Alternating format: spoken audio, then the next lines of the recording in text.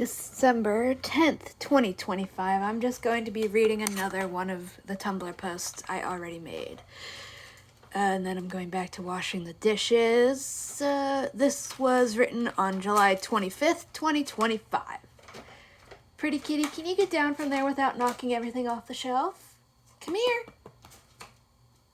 Thank you. Yeah, thank you. You wanna... Oh, you're stepping directly on the keyboard. You can't do that. Hi. You know better. You can't step on the keyboard.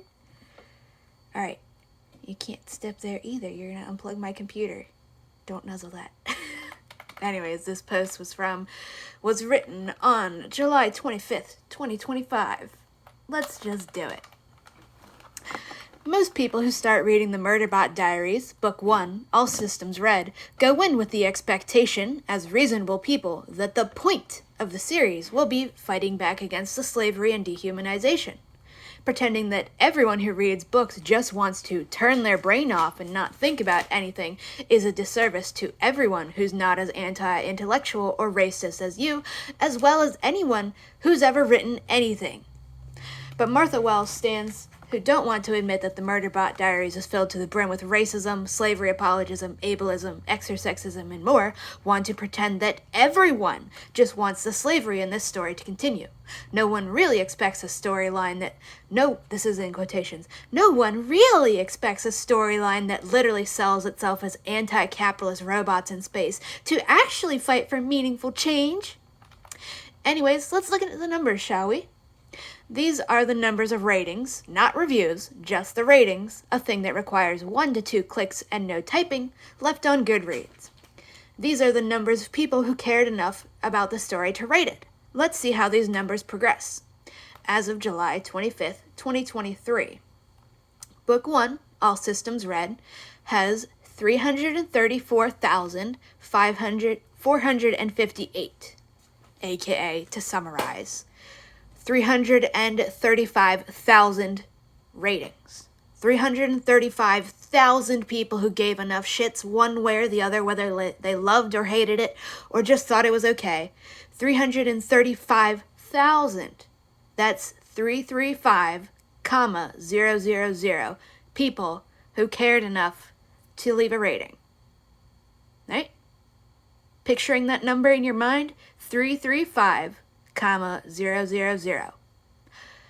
The next book, Artificial Condition, has 193,060 ratings.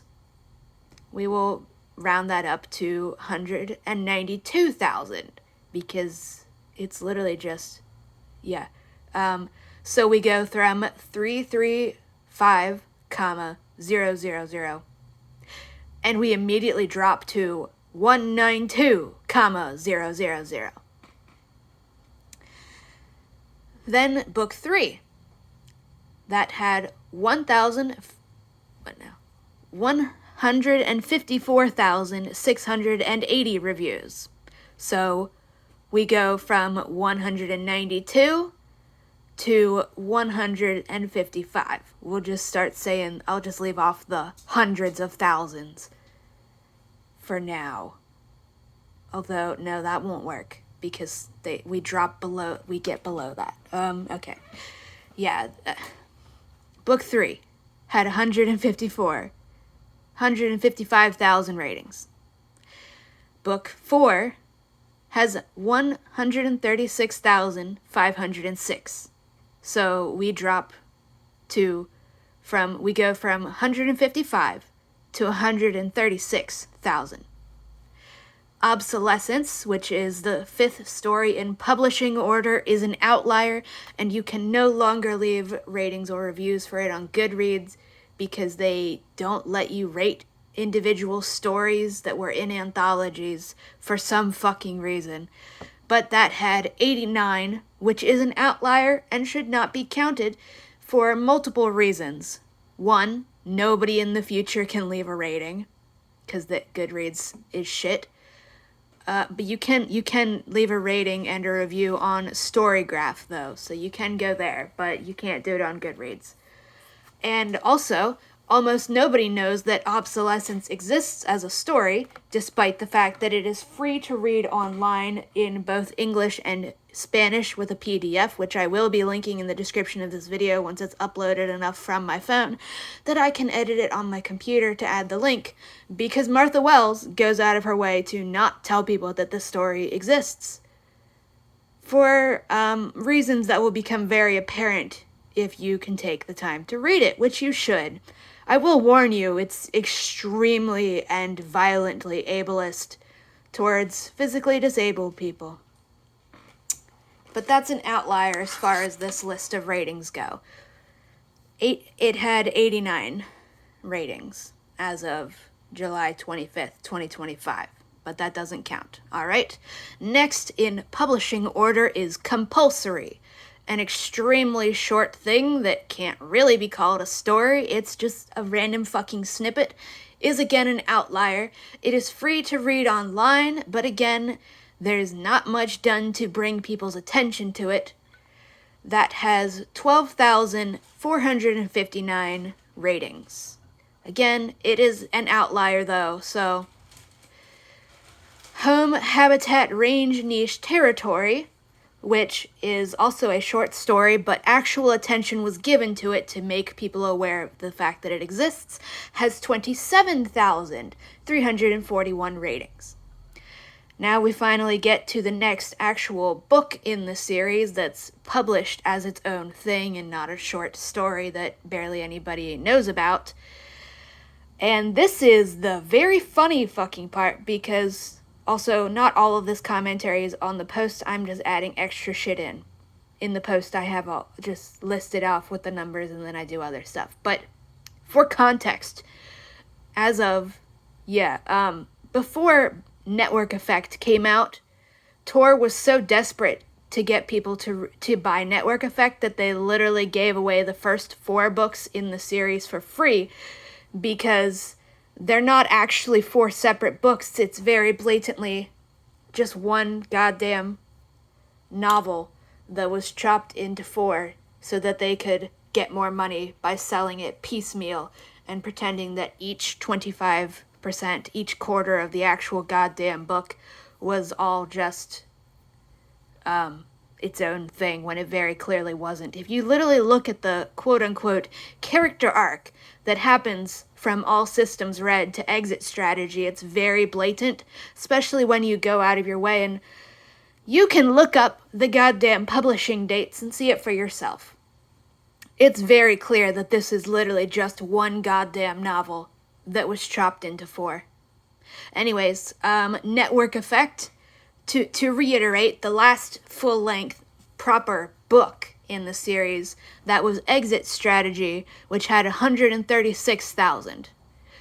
Network Effect, even after Tor has given away the first 4 books to try and drum up hype, it dropped to 113,651. So, rounding that up, we went from 136 to 114. And it's downhill from there. The next book was Fugitive Telemetry, had 93,052 ratings. So we went from 114 with Network Effect to 93 with the very next book. And that was the one where Martha Wells set that book. Okay, at the end of Network Effect, if you haven't read all of these, at the end of Network Effect, the author very explicitly within the text made us all a promise that the next book would actually have an actual plot, an overarching plot and theme, and something would actually start to happen, because so far in the series, it's just kind of meandering, aimless things that have nothing to do with each other besides the same character exists in each of them as the protagonist, but there's not really anything going on in an overarching way. It's just kind of meandering and meaningless and has no goal. And the reason for that is that Martha Wells has literally admitted she has no fucking plan for the series, whatever. She doesn't even have a vague idea of what she wants to do with the series. She literally just makes up the plot of each book as she writes it. She has no clue how the series is going to end. Not even a fucking glimmer of an idea. So at the end of Network Effect, she promised us all that the next book would actually be different, and things would actually start happening with purpose, and the characters would actually start fighting back to help other people and fight back against the evil dystopian corporations, instead of literally just going along murdering slaves and shitting on people who have been sold into slavery and victim blaming and all of this shit and worshiping slave owners. We were literally promised at the end of Network Effect that the next book was going to be different. We're going to actually start having a plot that the characters care about, and they're actually going to do things and start making a difference. Well, then Fugitive Telemetry came out and was set before Network Effect, but she didn't make that clear. And she said it before that so that she wouldn't have to keep the promise. And because she didn't make it clear that this was set before it, the fact that she was breaking the promise twice before people realized it's set in the past was just a fucking slap in the face, because we were promised all of this shit was going to happen, and then Fugitive Telemetry is just a completely fucking meaningless quote-unquote murder mystery that's not actually a mystery, because you're not given any hints. You're given no way to solve the mystery. It's just all of the pertinent information is kept from you, and then it's supposed to be cool and show how clever Martha Wells is for not giving you any information. It's meaningless. It doesn't bring anything new to the characters or the setting. They're not actually helping anybody. It is, in fact, literally just underscoring, and not even intentionally, the fact that these people are all horrible people who don't give a single fuck about anyone but themselves. Even though we're supposed to pretend otherwise. We're literally supposed to pretend that these characters are like the bestest people ever, who's so compassionate. And no.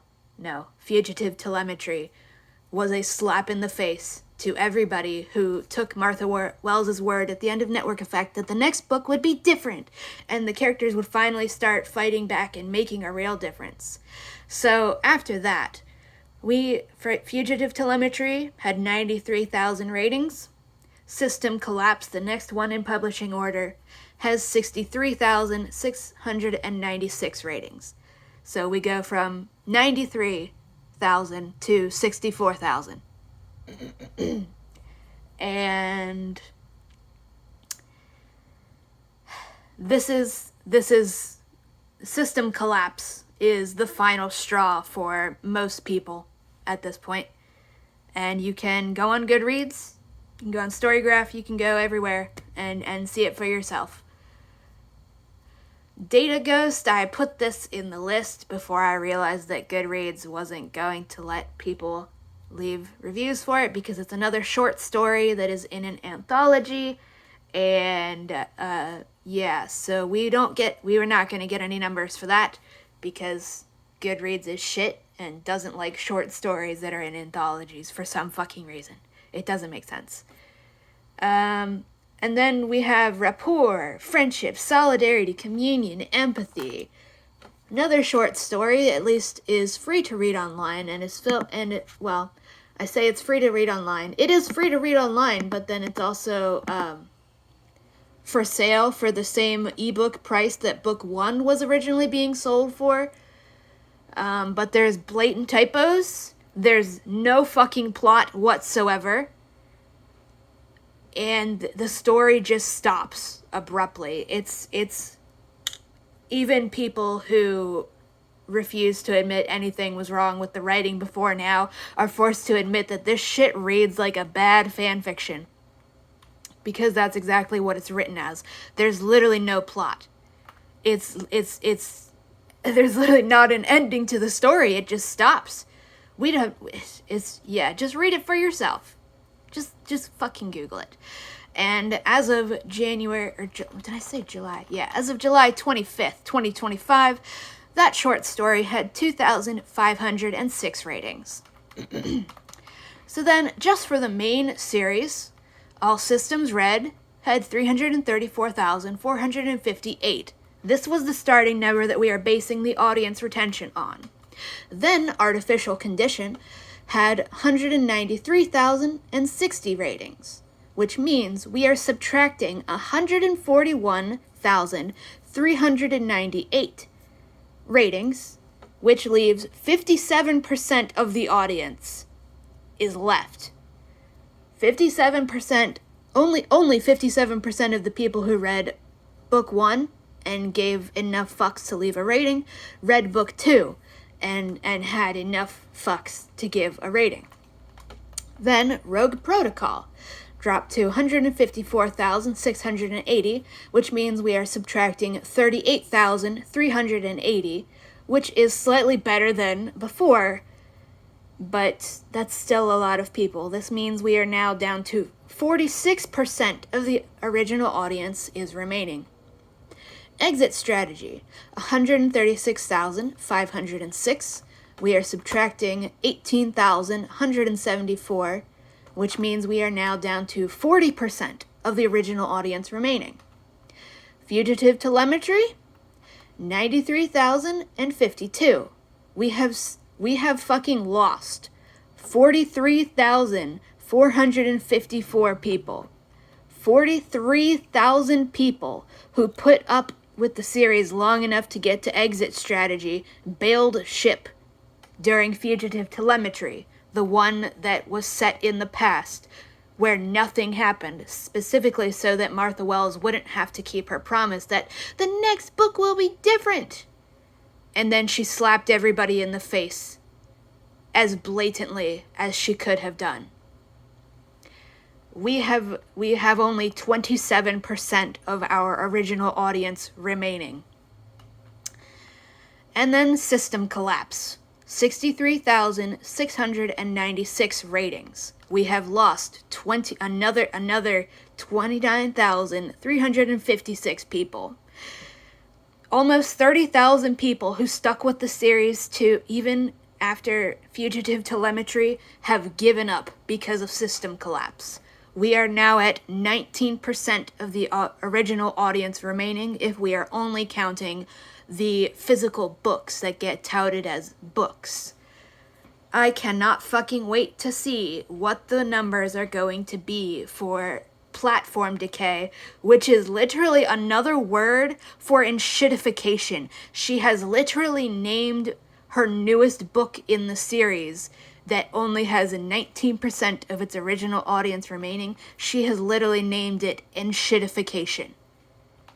If you are not aware, enshittification was a term coined to describe the gradual but seemingly inescapable degradation of internet spaces and all of these things over the decades, where Facebook used to actually just be somewhere you could go and talk to your friends. Now it's completely covered with ads and people you don't know, and you can't avoid seeing them. It's about everything. Just Google it. ENSHITTIFICATION. Anyways, I'll read the rest of the post now. 19% audience retention since book 1 was published. And if you actually take the time to listen to, watch, and read the negative reviews instead of insisting that the series is perfect and everyone loves it, you can see why. As a side note, the reason I'm saying this shit is because I literally get people in my inbox pretending that actually we all love the status quo. Nobody went into this series hoping the slaves would be freed. We just want to turn our brains off. It's fine. Blah, blah, blah, let people enjoy things. And it's like, nobody's stopping you from enjoying it. We're just pointing out that it's badly written, racist garbage. You can still enjoy the racist garbage, but it's very clear that, you just don't want it to be called what it is. And if you actually take the time to listen to, watch, and read the negative reviews instead of insisting that the series is perfect and everyone loves it, you can see why. because Martha Wells isn't saying anything. The series isn't going anywhere, despite her promising us twice now that it would, before she immediately broke that promise. And I have to say, I have to correct myself. It's been broken 3 times now, not twice. It's been 3 times. She is literally just upholding the status quo of slavery and dehumanization and capitalism in her own setting, even when that means that her protagonist, who we are meant to adore, not only sees no value in its life as a person, only as how it can be used as a meat shield for slave owners, it also goes out of its way, out of pure murderous spite, to murder almost every other slave it meets, and this is portrayed as totally fine and cool action sequences, including in the latest main book, where the heroes not only murder multiple slaves, but torture at least one of them to death to do so.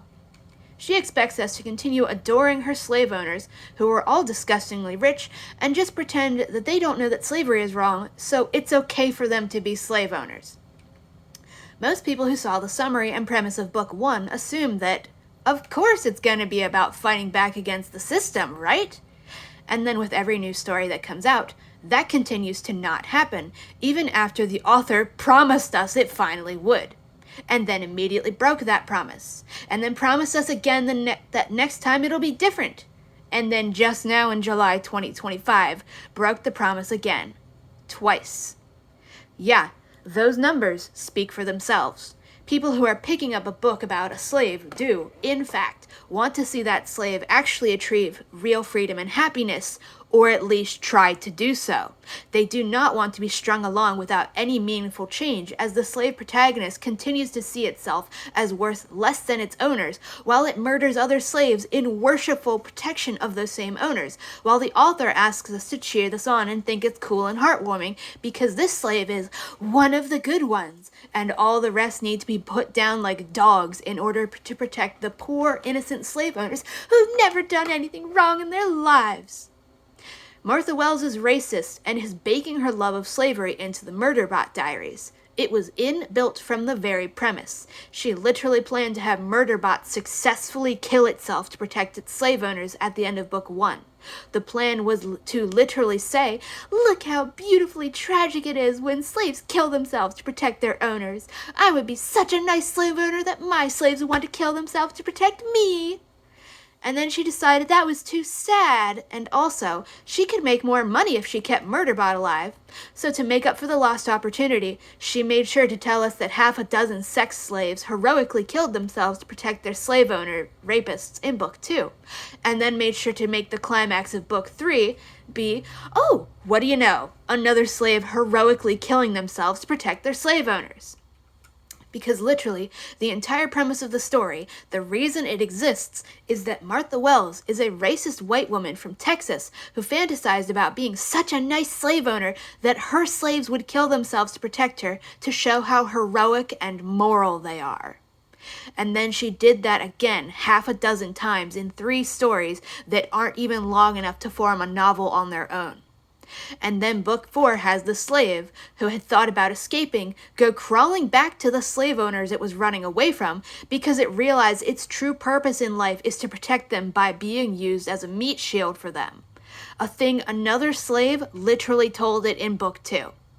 Because Martha Wells is racist and is writing a racist story, which was apparent from Book 1, but everyone was willing to let it slide in Book 1 under the assumption that it was there on purpose and would be dealt with and unraveled in the rest of the series. What we all got instead was just more of the same, because the slavery apologism and racism isn't in there to show it's bad. It's in there because that's what Martha Wells genuinely believes, and she's using the series to literally convince her audience that it's good too, and it's fucking working. You literally can't even say something as simple as, "The Preservation Ox team are slave owners," without dozens of crying and sobbing racists swarming out of the woodwork to tell you that they're not, because they're nice slave owners, which is the same as not being a slave owner at all. And this isn't even getting into any of their rampant ableism or exer-sexism. Anyways, yep. That's it. Don't ever let anybody tell you that that most people want this book series to continue literally just being slavery propaganda. 81% of the audience has fucking bailed, and that number is just going to keep going down because system collapse was so fucking brazen in its slavery apologism and lack of fucks to give about anything on a fundamental level that it taught me the phrase jumping the shark because of how many people were mentioning the phrase and saying this series has jumped the shark in their reviews. That's it. Bye-bye.